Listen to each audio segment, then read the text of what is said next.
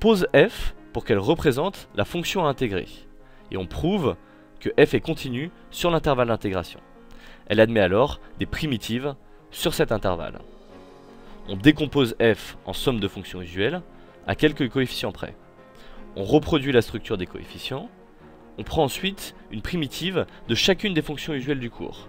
C'est-à-dire, une primitive de x2 est x3 sur 3, une primitive de x est x2 sur 2, une primitive de 1, x.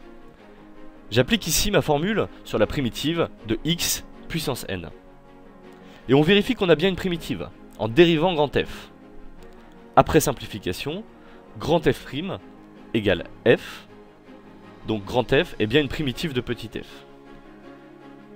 On a alors, à l'aide du cours, l'intégrale de f de x sur 0, 1, qui vaut la primitive grand F prise entre 0 et 1, soit grand F de 1 moins grand F de 0.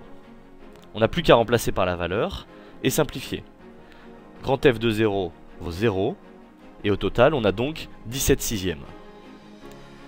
D'abord on pose f et on prouve qu'elle est continue.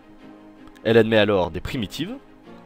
Puis on la décompose en fonction usuelle du cours pour en trouver une primitive que l'on vérifie, car grand F' doit valoir petit f. Et grâce au théorème du cours, notre intégrale vaut alors grand F de 1 moins grand F de 0, soit 17 sixièmes en remplaçant par leur valeur.